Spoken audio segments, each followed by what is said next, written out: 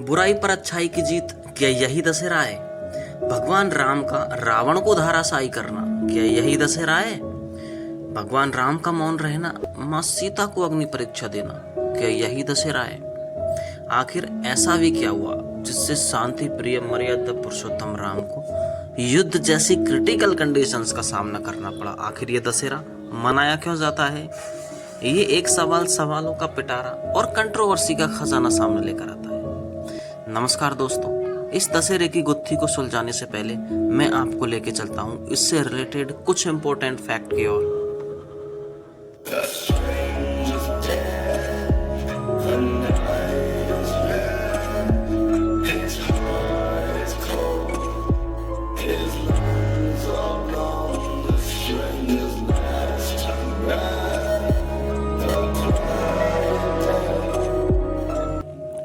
अयोध्या सरयू नदी के किनारे उस समय की एक विकसित नगरी थी जिसके राजा थे महाराजा दशरथ। महाराजा दशरथ प्रजा हितैषी और न्यायप्रिय राजा थे। राजा दशरथ के 3 रानियां थी, कौशल्या, केकई और सुमित्रा। 3 रानियां होने के बावजूद भी राजा दशरथ के कोई संतान नहीं थी, तो इसके उपाय के लिए उन्होंने यज्ञ कराने का फैसला लिया। यज्ञ से उन्हें एक रस की प्राप्ति हुई जिसके अकॉर्डिंग उन्हें अपनी 3 रानियों से 4 बेटे हुए। वो 4 बेटे इस प्रकार है: राम, लक्ष्मण, भरत और शत्रुघ्न। राजा दशरथ और उनकी रानियां अपने 4 बेटों से बहुत प्यार करती थी और ये 4 बेटे भी अपनी रानी माताओं से बहुत प्यार करते थे। पूरा रघुवंशी राज परिवार इन बच्चों के प्यार दुलार से खुश था। सब कुछ नॉर्मल चल रहा था, सारी की सारी चीजें एकदम सीधे ट्रैक पर थी। लेकिन बच्चे आखिर कब तक बच्चे रहेंगे? बच्चे अब बड़े हो चुके थे। भगवान राम की मैरिज जनकपुर की राजकुमारी सीता जी के साथ हुई। फाइनली अब वो टाइम आ गया कि राजा दशरथ अपने 4 बेटों में से किसे अयोध्या की बागडोर दे। इन सभी फैक्टर्स को देखते हुए भगवान राम को अयोध्या का राजा डिक्लेयर कर देते हैं। तो यहाँ से जो पहले नॉर्मल चल रहा था एकदम यू टर्न लेकर टिल्ट हो जाता है और इस पूरे इंसिडेंट को टिल्ट मोड़ तक लेकर आई माता केकई की दासी मंथरा। दासी मंथरा को मैं वन मैन आर्मी कहना अधिक पसंद करूंगा बिकॉज इस एक अकेली औरत ने सारी रामायण करवा दी।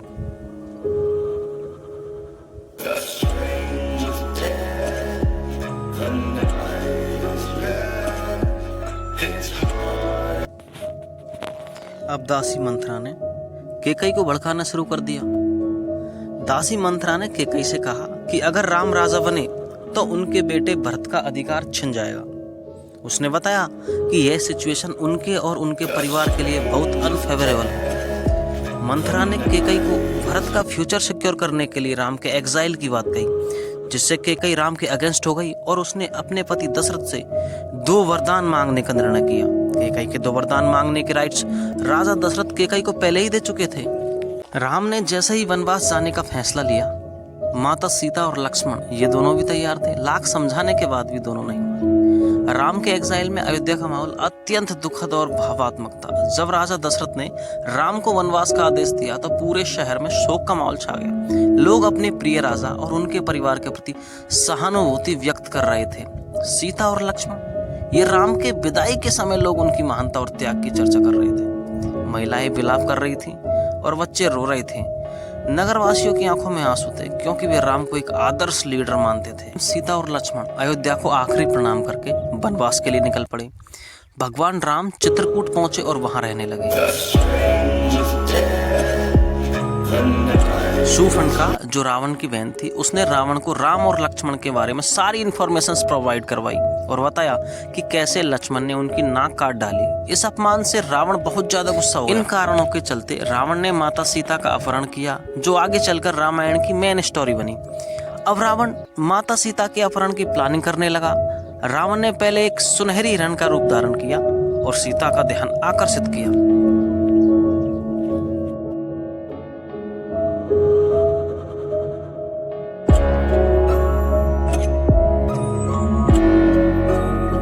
माता सीता ने उस हिरण को पकड़ने के लिए राम से आग्रह किया। राम ने हिरण का पीछा किया और जब वह दूर चले गए और वापस नहीं आए तो माता सीता ने लक्ष्मण से कहा कि जाओ और अपने भैया को बुला कर लाओ।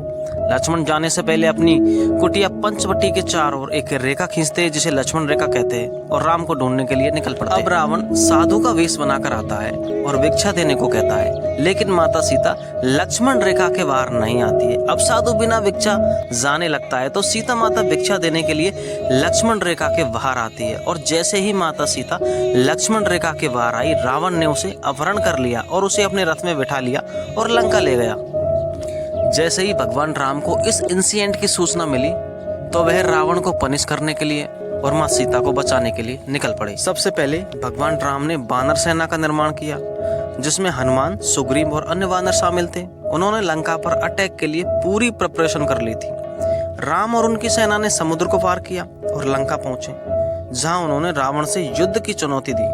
रावण को हराने के लिए अपने ब्रह्मास्त्र का उपयोग किया।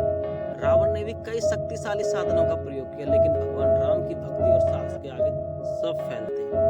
अंत में राम ने अपने तीर से रावण का अहंकार तोड़ा और रावण को पराजित किया। राम ने रावण के सीने में एक विशेष तीर डाला जिससे रावण की जान चली गई। रावण के मारे जाने के बाद राम ने माता सीता को वापस पाया और उन्हें सम्मान के साथ लंका से वापस अयोध्या लेकर आए। यह युद्ध सबसे प्रेरणादायक युद्धों में से एक है। इसी के अकॉर्डिंग दशहरा मनाया जाता है।